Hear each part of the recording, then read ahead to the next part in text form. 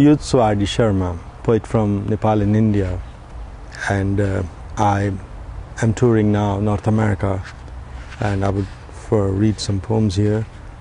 First, from my book on Everest failures, is a short poem called Best Poems, which is my favorite poem.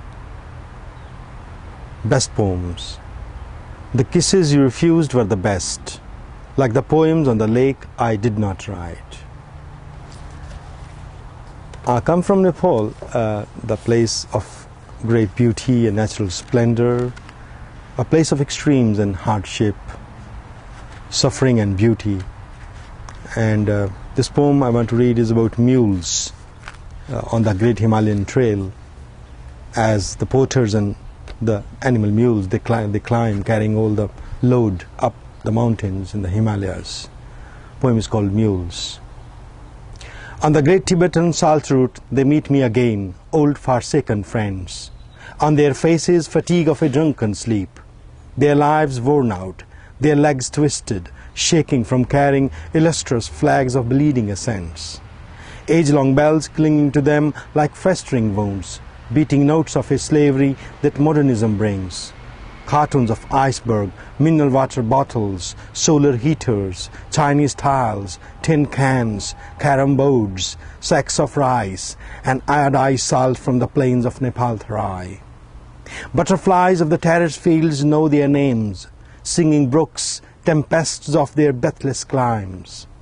Traffic alert and time-tested, they climb, carrying dreams of posh peacocks, pamphlets of a secret religious war, filth of an ecologist's trial seaman, entire kitchen for a cocktail party at the base camp, defunct development agendas of guilty donors, the West's weird visions lusting for an instant purge. Stone steps of the mountains embossed on their drugged brains like lines of a boated love scratched on the historic rocks of the water spouts.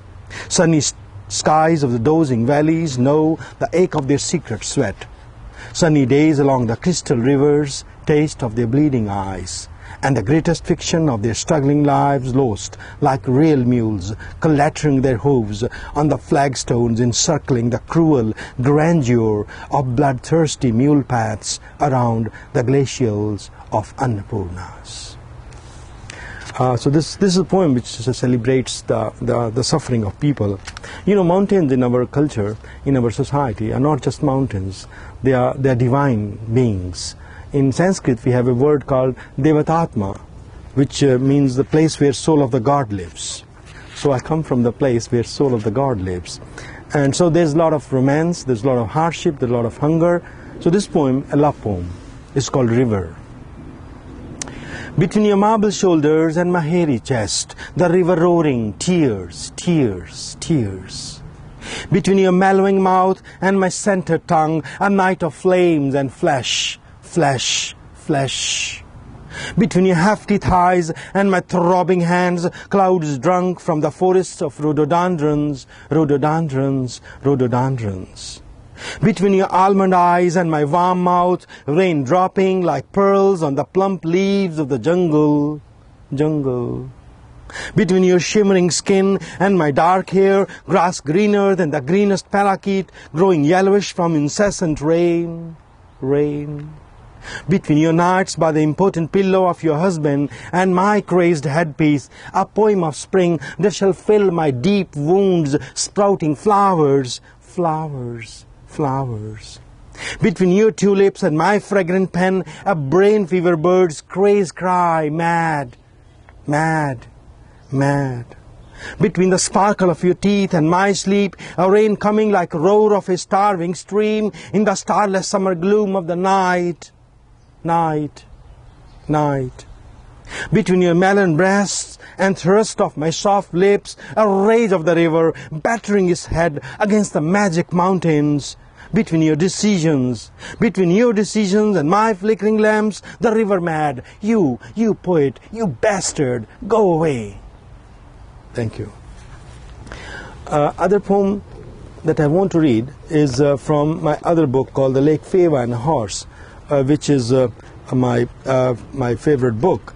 And because I'm in love with this lake, and I keep going there every year, and I keep writing about this beautiful lake. And this poem, Lake Feva, an unfinished poem, is looking at the lake from different angles. From the shoulder of a hill, from a garden restaurant where exhausted tourists lie, massaging hysteric limbs of a nightmare. From a dingy tea shop of a grandma crying from the smoke of charred dreams. From the balcony of a hut where a blonde Buddhist nun sleeps with a local drug addict. From Naudara, from Lumley, from the luminous sheets of the windows of a racing car, or like a despot of once a famished principality, Sarangkot.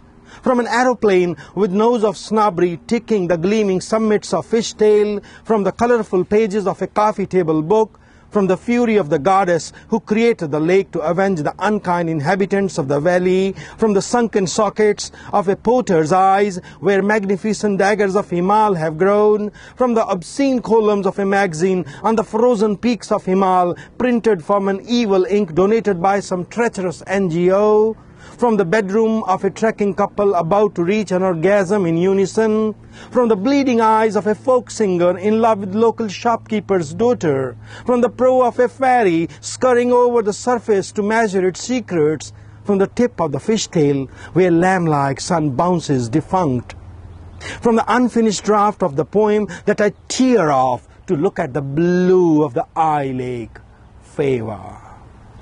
Thank you.